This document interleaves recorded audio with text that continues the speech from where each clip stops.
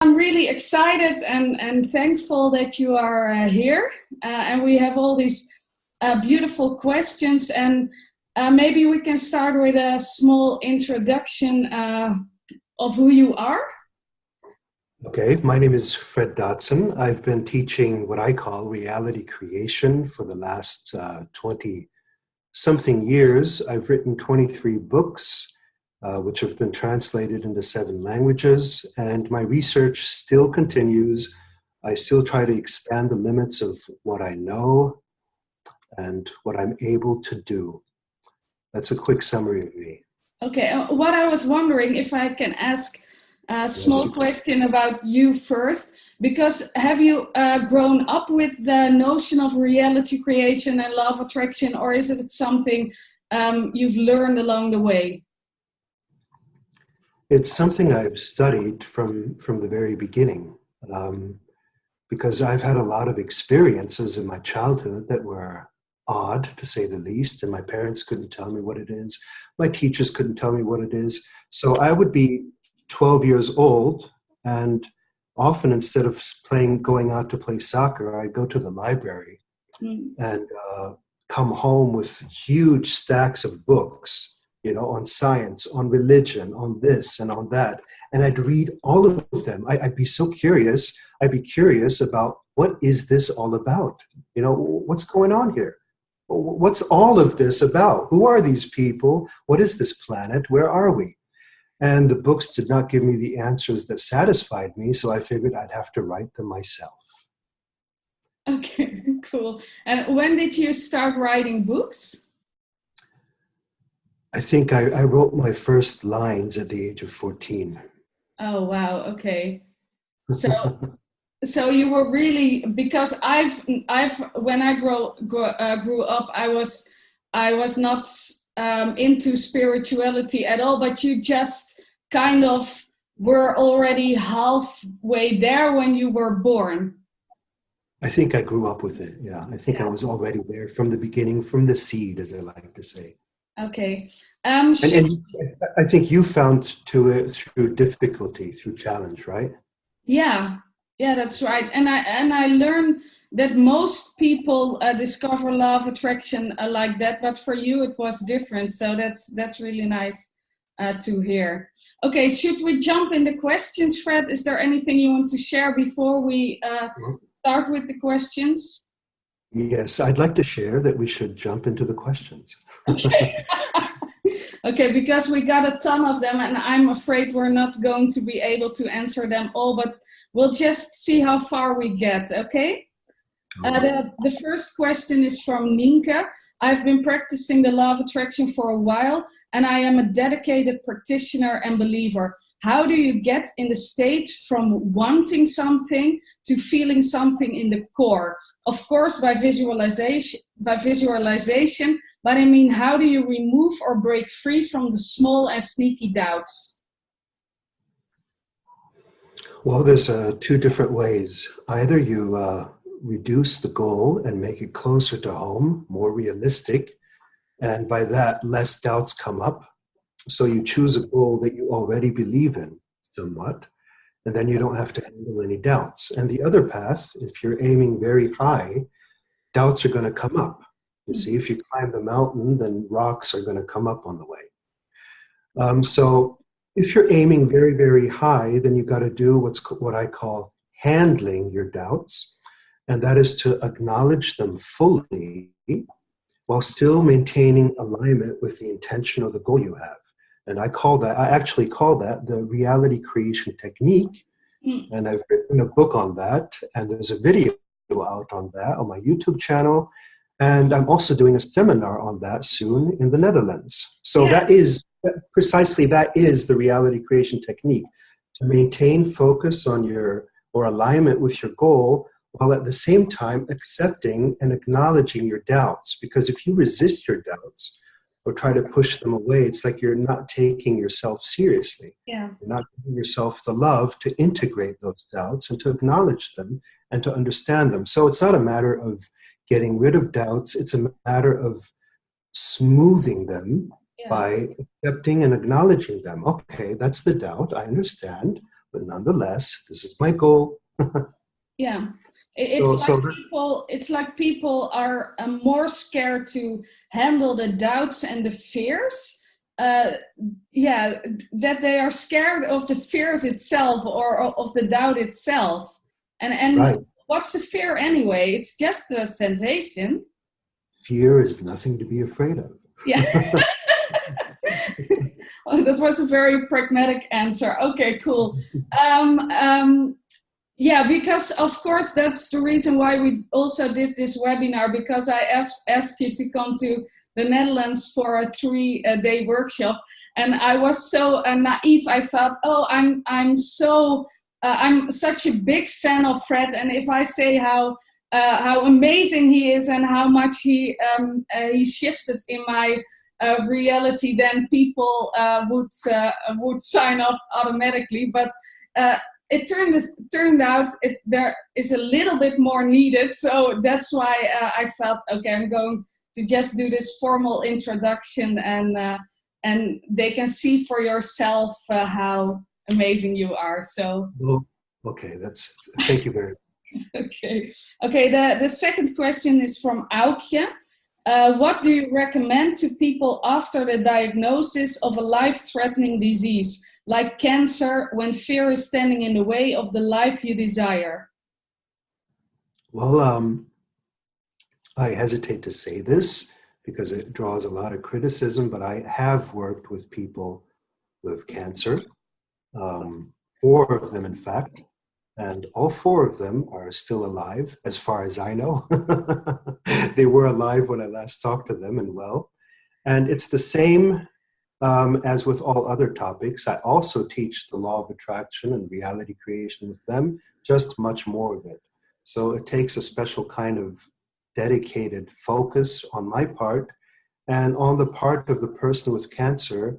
It requires a release of resentment, because that's often at the root of cancer, as well as no longer wanting to live. So what you need from them is a clear commitment to life. Yeah. So what happens when people lose interest in life, they just create illnesses and slowly fade away and leave life, and they're using that as an excuse, okay? What I need from a cancer patient is a clear commitment and a reason to live, and a release of resentment, and then we do all the processes that I do, you know. So I've seen that cancer patients do have a chance if they combine medicine and the stuff we teach. Yeah, okay. And that's really the core of it, right? That people gave up the will to live, or is there more? No, that's the core. The core is, I really, really want to live. What you see in a lot of these cancer patients that I've talked to, that have also healed, is that they started giving up. They had no goals, no interests, no hobbies. It's a kind of a apathy. Yeah. Apathy is at the core. I don't care is at the core. Yeah. Well, I was at an event a couple of weeks ago, and there was a professional snowboarder. She also snowboarded at the Olympics, and she had cancer a lot of times. And she's yeah, a lot of times. She was diagnosed, she was healed, and then she was sick again, and that happened a couple of times. And that's really an exception, right? That people have a full life and also have a disease.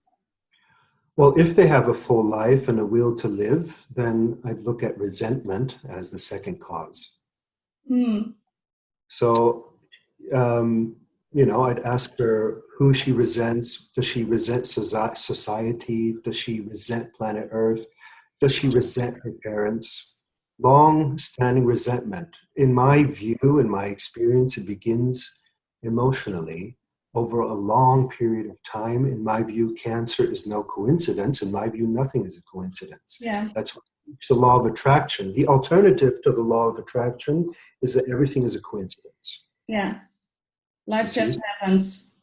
Yeah, those are the two philosophies. Either you believe in the law of attraction or you believe everything is a coincidence. Yeah. And that is also another question of Ernestine, and it resonates with this one, because she said, when I think of things as, oh, I twisted my knee, I can see that I attracted that, but then there are these bigger things. For example, if I think about losing my husband or my children in a plane crash or a terrorist attack, I just can't believe I attracted that in any way. Aren't there things in life that just simply happen to you? Because life is life, and then whatever happens after the event is the moment when you can influence again with your thoughts and emotions. That's how it feels for me. So she's not really black and white, but some things I can imagine law of attraction takes care of it, and other things are just bad luck or something. Yeah, well, fair enough. What is her name? Ernestine. Okay, dear Ernestine. First of all, you're more likely to get killed by a soda machine than a terrorist attack. It's a statistical fact. You can look it up. And another fact is that 99% of people who are in plane crashes survive. You can look that up, okay? First of all. Secondly, most of the bad things we attract subconsciously, not intentionally. We don't intentionally attract disasters into our life. So it's attracted through our fears, and our fears serve the purpose to point us to the thoughts that are not good for us. And the mere thought, the mere question about plane crashes and terrorist attacks is already misaligned, regardless of whether you believe it or not. That thought is not useful to you. You could ask me, well, what if my family dies in a plane crash? Or you could ask, what if my family is safe and healthy for the rest of their lives? What if? And that's the right question, and that question directs your attention to better places, causing a different emotion than fear. So the question itself is already, sullied, yeah. already in the seed, regardless of whether you believe the law of attraction works for everything or not.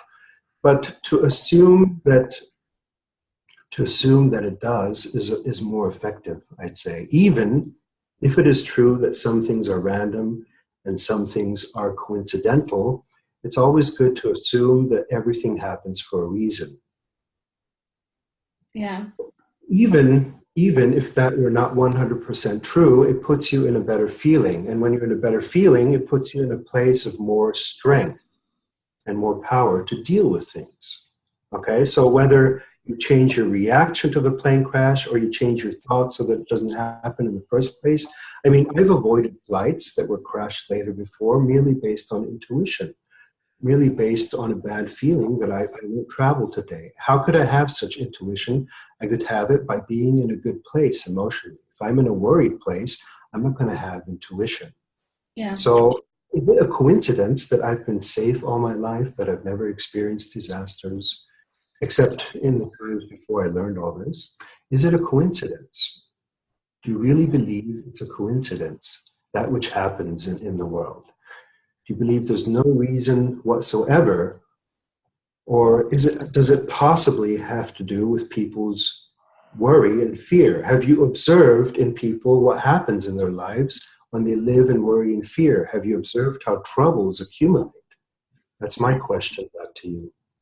Yeah, because before I started really applying law of attraction and having these, and not just getting or having this deep faith, but training myself on it, all kinds of bad stuff happened to me. And now my life is really quiet, and I also always follow my intuition, and it always keeps me safe.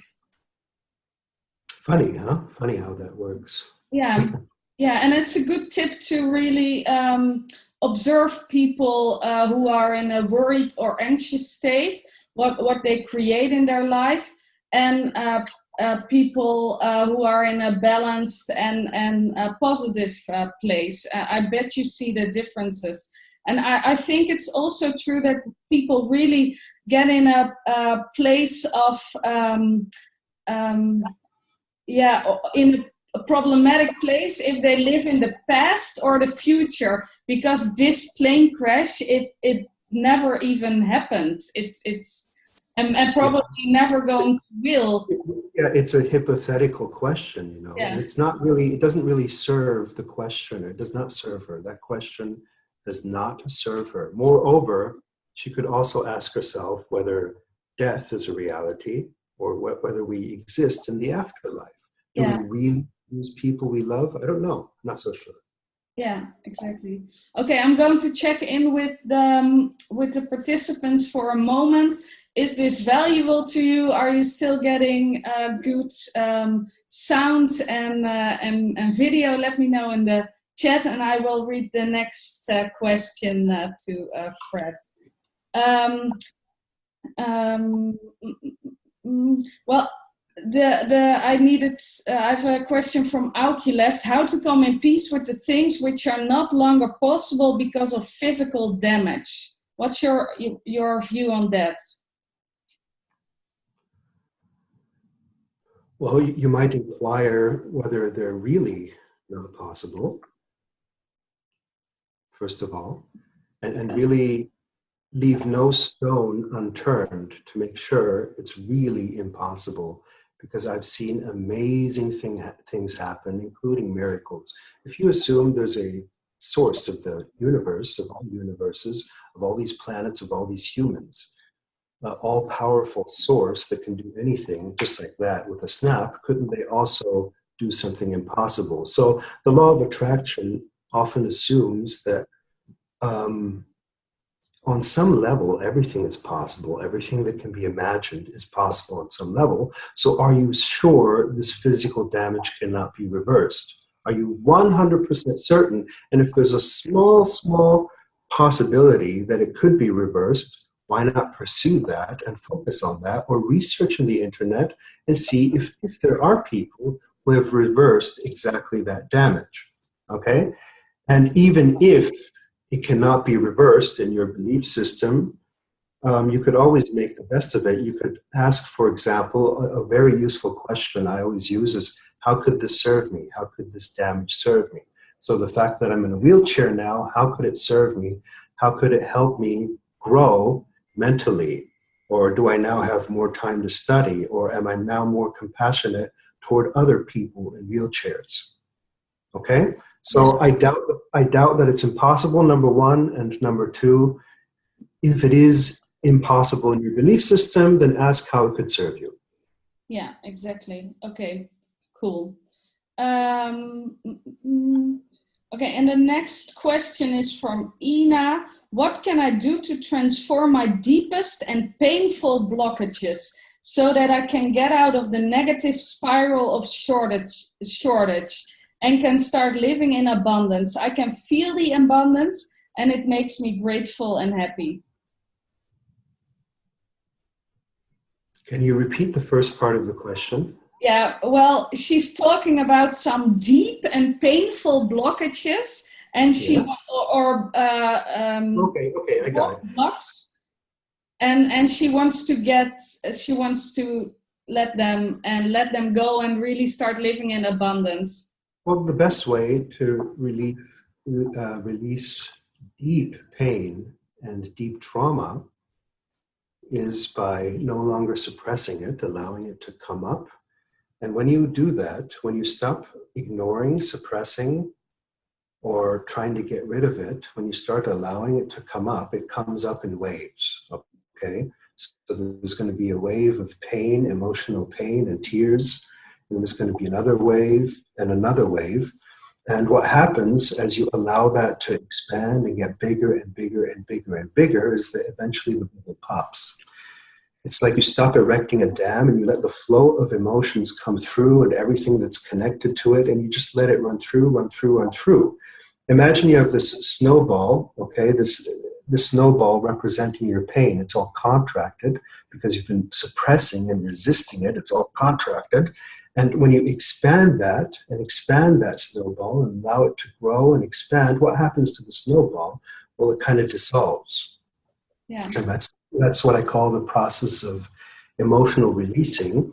And this may not sound pleasant to you, but it is very much better than short-term intense pain is much better than long-term subtle subconscious pain that just keeps lingering. And once that is done, once you've fully allowed it to develop and undevelop and fully viewed it and confronted it, it's time to shift to what you want instead. You have to define or even write down or visualize or express or speak or picture what you want instead of that deep pain. It's got to be replaced with something. You've got to give your subconscious something else to learn, something else to view. And what I often do with that is I have people focus on the pain, then what they want instead, then back on the pain, then what they want instead, then back on the pain, then what they want instead, switching that thing on and off until their subconscious learns the difference between a pro-survival thought and a negative thought. And that's my answer. Yeah, and we did that process too when you were coaching me. And it can also, I used it from there on my own. It can be really quick if you really let the feelings come up. Sometimes they just evaporate. Yes, they evaporate if you really allow them. Yeah. If you want them, it's as if you want them because you understand that this is energy, this is useful. You don't have to keep it bottled up. You can let the energy come up and it just evaporates. Yeah. And that's something most people don't know. They try to avoid and get rid and hide. They live their whole lives as victims of emotions. Yeah. Okay, and what I also hear a lot of people say is that they have hidden blocks. I want to take these steps, but there are hidden blocks I cannot see, or there are unconscious blocks I cannot see. I really don't believe in unconscious blocks in the sense that if there are blocks active in your energy field, that your reality mirrors them to you, so you can always observe them. What is your view on that? Because I often see people use it as a way not to pursue their dreams. As an excuse, yeah. If there are blocks, they will arise once you follow the path of your dreams. Once you define a goal and start following it, if there's a block to it, it'll come up automatically.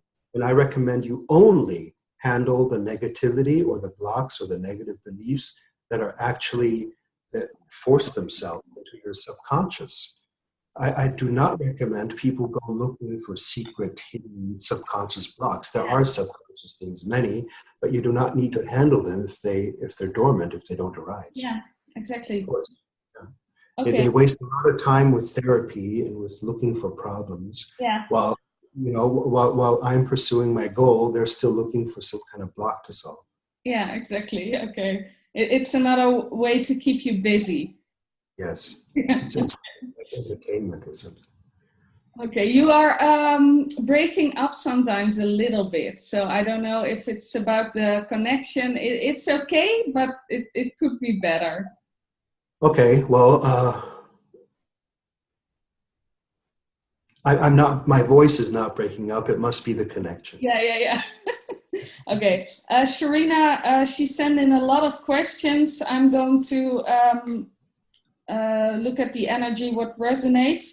The first one is, how can I shift from thinking small to thinking big? I'm used to thinking small, but would love to change that and play the bigger game. I can feel that it is what I need to do, but I cannot make the shift. I have a beautiful think big exercise in my seminar. It's a little game I play with people where they, I won't tell what it is, but it's beautiful. It can be exercised, trained, and practiced. But for now, why don't you collect a bunch of think big pictures of amazing luxury, a great life, everything you want, and make them your screen background on your computer so that these pictures are constantly, like in a slideshow, being shown to you every time you're at your computer, all the time. This is what I've been doing for years and years and years and years as a process of brainwashing to get myself used to and accustomed to thinking big, because thoughts are images, okay? And the images I show myself all the time will have an effect on the quality of my thoughts. So it's a matter of getting used to big, good, great images of beauty, images of truth, images of prosperity, images of peace. Yeah. Yeah, I know Sharina a little bit, and I also see all this potential in her, and she can also sees it in herself. And I think she's holding herself back to really step into that successful person, to that big person, because my experience is it's a choice to see yourself as that person, as that successful person living that big life, and then life just kind of adapts to your energy, and sometimes she makes it and then she pulls back again. Well, the central thing that I teach is that it's about who you are. Moreover, it's about who you are today. Either you're a success today, I like to say, or you're not a success at all. That's a very important thing that I teach. If you're not a success today, you're not going to be a success tomorrow. So it's not about achieving something tomorrow or in 1 year or in 10 years. It's about the success that you demonstrate and represent right now and today. So you want to take care of what you're radiating now. If you can be that, you can't have any success that you don't already have. That's the secret. That's the big, big secret. If you're not a success now, you're not going to attract success. Success attracts success. So if you cannot see or feel or experience or do success right now, you got to imagine it as a substitute. Okay? If you're in really horrible circumstances, the only thing you have is your imagination. Yeah. And success attracts success. Yeah. That's one of your books also, right? Yes, it's a book title too. It's so important. Yeah. I struggled with it too when I was a starting law of attraction coach. I thought, oh, who am I to teach this kind of stuff, and what have I even accomplished? But then I started to notice it was holding me back. So I've written down all the ways in which I already had achieved success, and it turned out it was a lot. And from that you can work to take the next steps. That's right, Mathieu. That's right. Okay. Great job. Great job, by the way. Thank you. Thank you. She also has a question, and I'm going to shorten it, but to hold on to the trust that universe of God or whatever you want to call it takes care of her, that she's supported. And I see that with a lot of people, because the beginning of the question again, please. The connection was off. Okay, that she has trouble keeping the faith that universe or God always supports her and takes care of her. Yeah. Yes. Okay. And I see this with a lot of people that they want to believe, they want to trust, but then they keep doing all these things that show signs of lack, that they are not in fully, that they do not fully trust that the universe takes care of them. Yeah. One helpful thing in those regards is an awareness of what is changeable and unreliable and what is reliable. What is reliable can only be something that is absolute and infinite and eternal. I can't really rely on a certain job, okay? Yeah. Because my boss could fire me anytime. That's not where my heart is supposed to be. I can't rely on a partner, even if I love them and they love me. they could change their mind any day and be off, okay? So people place their reliance on material things, and that's one of the big problems of the world. They, how could you disappoint me and I relied on you? Why rely on something that changes? I can't rely on my money. It could be devalued tomorrow. So I got to find something that's reliable, that I can trust, and that doesn't change. And if I examine what doesn't change, well, existence itself doesn't change. I can rely on the fact that I've always existed, as far as I can remember, as far as I can tell. Awareness is always there. So consciousness itself and awareness is absolute, eternal, and infinite in my view, and also in my experience, to be honest. And then there's that which we call universe, and the source of the universe, which appear to be eternal and infinite to me. And that's why it is recommended in all these spiritual teachings, metaphysical teachings, religious teachings, to place your heart, reliance, and trust into that which is infinite. Because, things change all the time. They change all the time. I'm not going to rely on them. Yeah. And I always say, and I know you say this too, that money comes from source, not from your clients or job. It comes from your awareness about the money and your level of receiving. Can you tell a little bit more about that? At the first level, it comes from that same source that created everything else. At the second level, it comes from your inner energy and skill. You see, your inner energy, your imagination, your will, and your skill, those are permanent things that nobody can take away from you. I could lose 10 jobs, but I'd still keep my skill and my energy and my imagination. That, again, goes back to relying on stuff that's permanent. Your imagination, your skill, your ideas, they're always there, always have been there, always will be. But that job will not always be there. That boss will not always be there. So absolutely, it's about looking inside, within, or above. One of those. Yeah. Okay. Cool. What is the next question? I was so I was listening to you. And you were actually listening. Okay. Yeah. Okay, this is also a great question from Kirsten. I had a relationship for 24 years with a very wealthy but also very cold, no empathy man. After the breakup, my choice, I still can't let him go for the money reason. I'm an artist and I start earning money with my paintings, but I have the crazy idea that I can't do this without my ex, so I still have contact with him. He's a very negative person and I'm absolutely positive and open-minded. Why do I keep on contacting him? Is it a money question, I think? Not enough self-love, uncertainty? Is it my belief system? It makes me crazy. Thanks. Yeah, well, you've already answered the question. I mean, if you have enough self-respect and dignity and self-love, you would not put up with negativity for the sake of money. And many people have this belief that in order to have money, I have to do a job I don't like, I have to meet a person I don't like.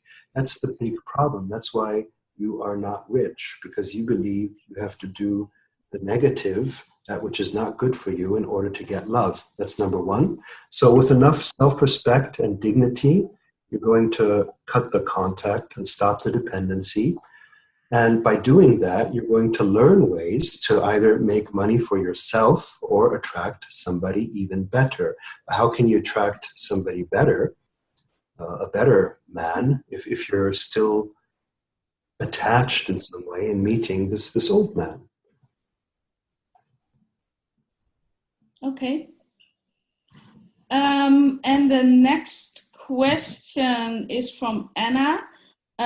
She says, some use affirmation with I choose to, or I am the person who. Is that last sentence more powerful, and why? So it's about affirmations. How do you use affirmations in the strongest way? Well, it is true that I am is the best type of statement, because as I said earlier, it all begins with who you think you are. You do not attract into your life what you want, but who you think you are. Your identity is at the core of your thoughts. Your identity is at the core of your beliefs. Your identity is at the core of your actions. Your identity filters everything else. And that's why I am statements are the most powerful. Yeah. I mean, she also said, I choose to, right? That's fine too, but I am is really the most beautiful, the best, the strongest. Yeah. Because it's also something, you can influence. You can say, well, you can influence your I am state the most. That's the closest to you. And can you choose to be anything you want? For example, I've started working out. I know we talked about it. And I thought, okay, but if I am this person, it's really easy for me to move my body and to get exercise. And it's not, sometimes there were periods in my life I liked working out, but most of the time I didn't really feel like it. But I thought, okay, if that's the person who I am, then it's really easy for me because it's just who I am. Can I just choose to be that person, or is there more to it? Yeah, you can choose to be athletic and slim, but that may include being inspired to work out and enjoying workout or not, The best combination in this case is actually visualizing or identifying as athletic and slim and aligning with that while doing the physical movement. And to be honest, I work out about once a week, but I don't work out nearly as hard as other people because of my identification. I only use it to do the acting as if method. And the acting as if method means going through the motions so that my subconscious believes there's actually a change happening. So while the others are sweating up an ocean and go, I'm just, I'm standing there like, and that's the big advantage of knowing how to identify with something mentally. It takes less effort then. I would say that the higher your vibration, the less effort it takes. But if you're in a place that's low, or if you're really chubby and overweight, then you begin with a little bit more effort, and then you reduce the effort over time. Yeah. So in your case, I begin with real effort, regular, every twice or 3 times a week, and then over time I'd reduce the effort and get the same results until the ideal state at the end, no effort at all, no gym at all, and maintaining the results. That's the goal. The goal is really to have it manifest easily. But it's easier to convince your subconscious of that if there's some physical action involved. People always say, well, do I have to work for it? Do I have to do something physical for it? You don't have to, but it's more convincing to your subconscious, okay? Because you're a physical being. That's what your subconscious believes. Also, you're also a physical being, not only a spiritual, and it's just more convincing if I'm going to the gym. And then I return from the gym and my subconscious believes that I actually did something, whereas I wasn't putting that much effort into it. Yeah, exactly. And that's also kind of what I did with my business. In the beginning, there was much more effort, and now there's so much flow and ease. And sometimes I am really in awe of how easy it is to create things. So, and you can apply that to any aspect of your life. Anything can become flowy and effortless. Yeah. But it also takes some effort to get to effortless. That's the paradox. Yeah, exactly. But, it's beautiful once you've reached momentum. And how do you reach momentum? That's also important. Don't rest on your laurels. So once you've achieved success, don't rest on that, but continue until it becomes completely automatic. Yeah. You will one day reach a point where you can't help.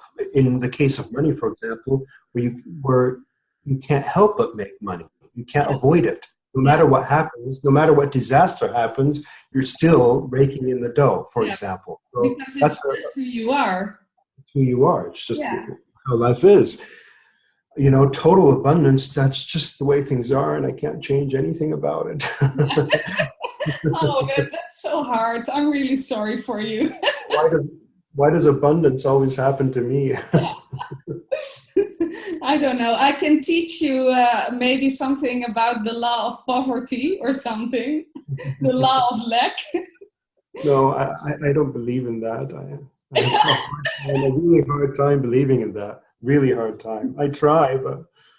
Okay, and when we talk about getting results in ways that are out of this world, someone also asked the question, how can I make miracles happen? Often I read that people see lots of miracles in their lives. How can I do that?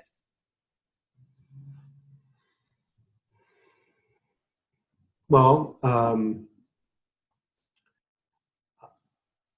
one path, there's many paths, but one path is by researching miracles and reading up more about them and learning more about them so that you start believing that miracles do happen. The more you know about miracles and the more you read about it, the more you believe it. So you fill your mind and your consciousness with ideas on miracles. That's one path. Another path is to realize that they're non-local, they're not really created by the ego, they're more of a consciousness thing. And rather than wanting to control them with the ego, you stay open towards them happening. And also, very important, is you realize the miracles that are already happening. Keep your eyes open. They happen every day. It's just that we don't notice them. There's a lot of stuff happening every day, even already in your life, that you seem to miss, that you seem not to notice. Yeah. Well, what I also taste a little bit in this question, energy-wise, is that it's hard to do the daily work to get the big result. So if it just happens to me overnight, I can skip the whole thing. Do you understand what I mean there? Yeah, they want results without changing their vibration. Yeah, exactly. Or Which is thinking that it takes a lot of work. In addition, there's a negative belief that it takes a lot of effort and work, yes? Yeah. In addition. Yeah, those are implied. Often you see already in the questions that are asked, you see the problem. And that's well spotted, yes. Okay. The next question is from Marike. What is responsibility? Is it something you have told yourself, have learned, or is it really something that exists? For your kids, you are responsible, taking care, etc. And when you are an adult, you have responsibilities, and we teach our kids to be responsible. But is it often limiting instead of expanding your life or your kids' life? How can you deal with this? Let me see, because is this a separate question or part of the same question? Okay, no, that's a separate, I think. Okay, what's up with responsibility, Fred? Yeah, well, a little trick I often use to give a quick answer, because it's a very long topic actually, is you're not responsible for others, you're responsible toward others. Not for, but toward. Maybe you want to translate that into Dutch. Responsible for means you think you're responsible for the reality other people create. Responsible toward is you're responsible for your own energy in their presence, for the example you set toward them. You're responsible for clearing yourself, aligning yourself, raising your own consciousness, and through that you set an example and positively influence those around you. You are not responsible for other people's actions or for their thoughts. Yes. So that's the error that I see in your question, and that's going to be a big relief. You're also responsible for your thoughts about these people, so you can hold them in a negative light, or you can trust that they're going to make it. Instead of, for what we often do is we see our child developing negatively, and then we take responsibility for them and try to manipulate that somehow. But it already starts in seeing your child negatively instead of the way you would like your child to be. You can be a better influence on your child by taking responsibility for yourself, not for others. You are responsible toward others, what energy you put out, what kindness, what love, what enthusiasm, what courage you demonstrate and put out. Yeah. Yeah, and I get that. And I also give my children a lot of freedom of my child. I've only have one child to make their own decisions. But if it's up to her, she wouldn't change her clothes for the whole month, or didn't brush her hair for the whole month. What's the responsibility in that? In how far does it go? First of all, you could stop thinking that she does that, because that seems to be a habitual thought of yours, number one. Number two, the other thing is to reward, as with adults and children and yourself, is to reward good behavior and give no attention to bad behavior at all whatsoever, not to reward bad behavior. It's the classical raising method all parents have used for thousands of years, and it works beautifully. So say she doesn't do this or doesn't do that, good behavior should have good consequences. Bad behavior should have bad consequences. In this way, you're teaching her the law of attraction. You're teaching her that good vibes, to which getting dressed or eating belongs, has good consequences. Bad vibes, you give no attention whatsoever. So try that for a while. Yeah, and you are so right. I'm totally projecting this on her. And how could she make any other choice? Okay. When I have students, I have to project so strongly that they're going to make it. I trust them. They're smart. They're intelligent. They're going to do great. And in doing so, I help them, actually. Yeah. Okay, cool.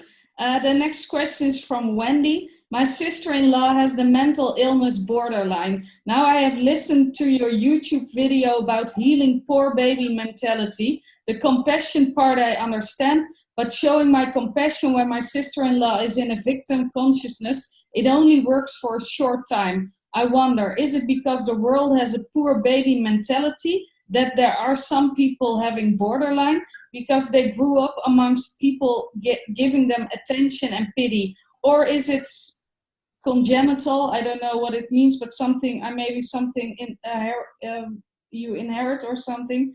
Is it already in the person? My daughter sometimes has a poor baby mentality, and I hope that when she grows up, she understands that this is victim consciousness is not helping her any further. Well, it's what we just said, that the reason they continue their victim mentality is because it gets them attention. So I wouldn't give attention to that. I'd actually reward them with attention. Giving attention as a reward, I'd reward them if they're not in their victim mode. I'd give them an ear, I'd give them love, I'd give them attention. And I wouldn't give so much attention or response to victim statements or victim behavior. I might, get up and say, all right, I'm going to go out. It's a lovely day outside. So see you later.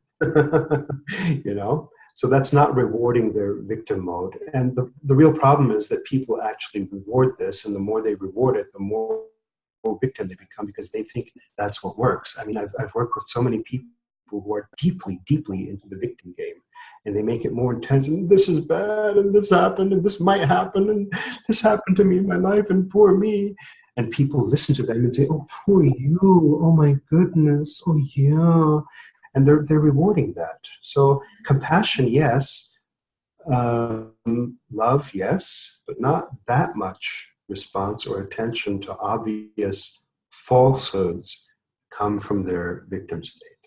Yeah, I personally noticed that I don't even have that many people in my life that are coming from what is the word already?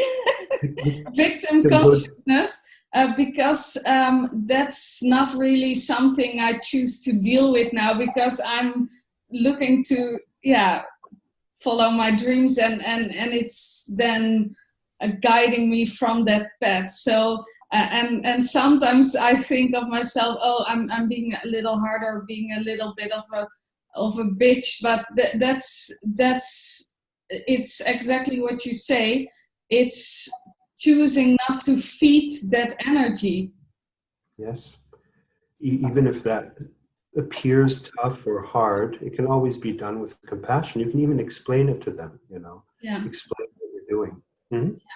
Okay, and I think we still have a lot of questions, but I thought we were going for about an hour, and I do want to take a little bit time to talk about the workshop in March, because I wanted to ask you if you could tell a little bit more about the workshop.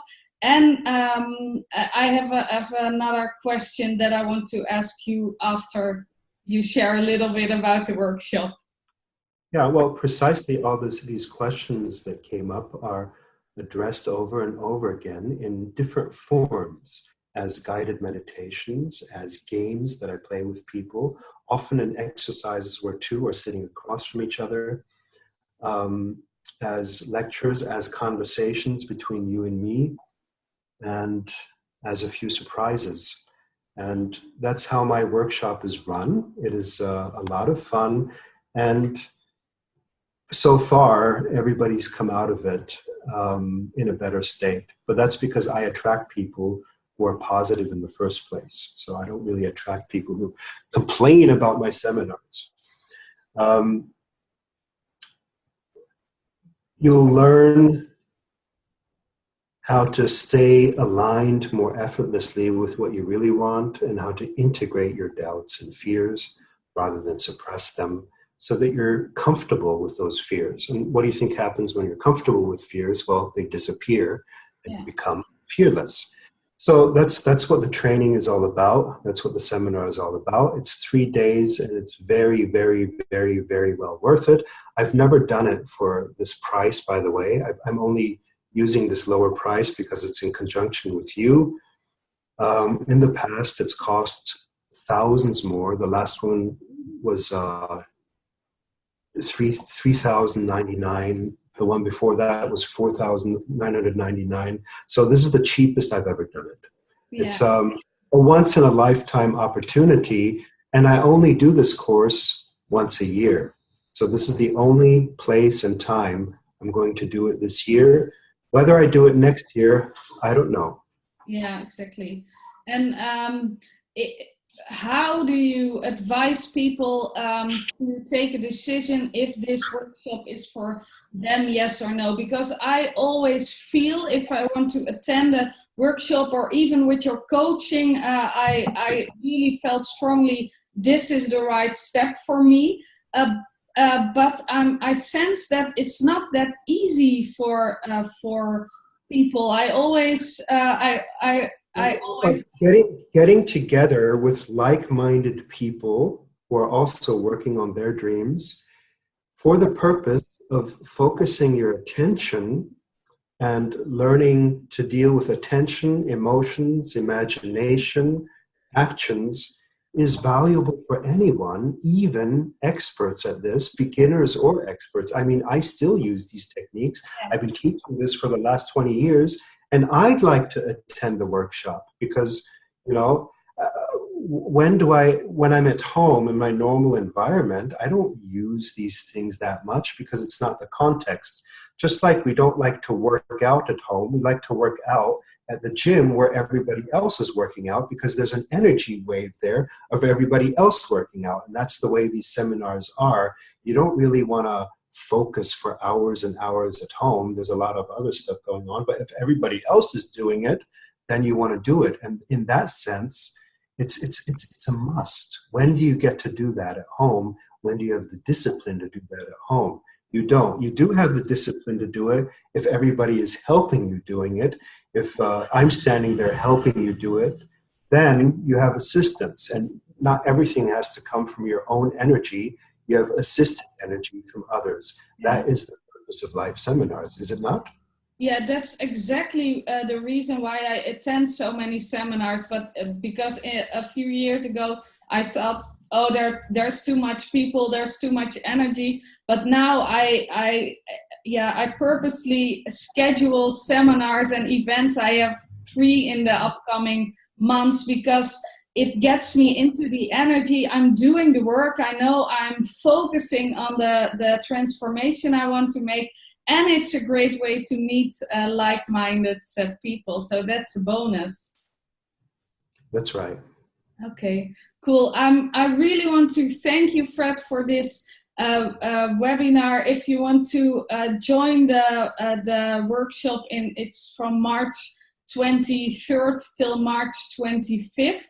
The link is on my website, www.maartjekoper.nl, and it's under events. And then there you can read a little bit more about it. But yeah, just feel if this resonates for you.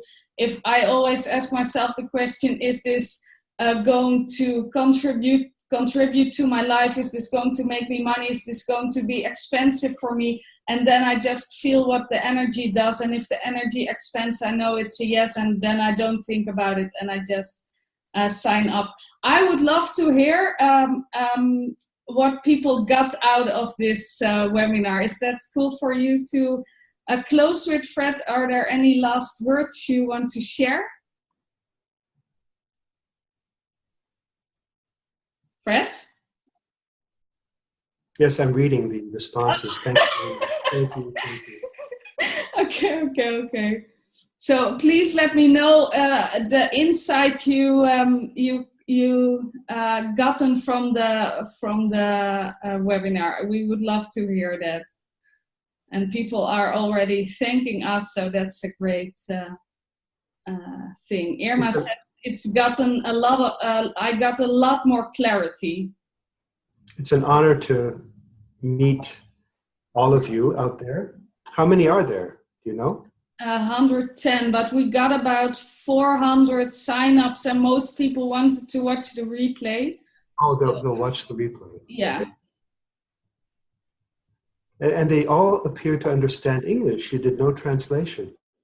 No, but I already said it was in English, and your seminar is also in English. And English, it's really common in the Netherlands. I know it's common, but I'm impressed. Okay. Everybody seems to. Okay. All right. And that's easy because when I make the shift internationally, they just can follow me. Oh, really? Yeah. You've made that shift to international now? I've made some steps. I've launched my online community, and I've been writing blogs. We've been translating a lot of stuff. So it's things are happening. Yeah, that's beautiful. The rest of the world deserves you. There's a whole wide world out there. Yeah, good for you. Thank you. Okay, thank you again, Fred, for what's going on there? Okay, I don't know. Thank you again for this webinar, and I wish you a lovely day because it's morning where you live. I see it's still light outside. Oh. Okay. Thank you very much. You were muted. I don't know who's muted you, but what did you say? Can you repeat it? He's muted me, huh? Okay. Well, thank you, Marty. It was excellent. Well done. Well hosted, really. Okay, thank you. You're welcome. Yeah, well hosted. I'll see you very soon, okay? Yes, I'm really looking forward to it. Me too. Okay. It's going to be more people than I expected. I quit doing seminars in Europe for that reason, but this is much better now. Yeah, there is some energy on it, right? Yeah, there is. Yeah, I also feel it. Okay, thank you, and thank you all for watching and for great questions and for your contribution. Okay, bye-bye. Bye-bye.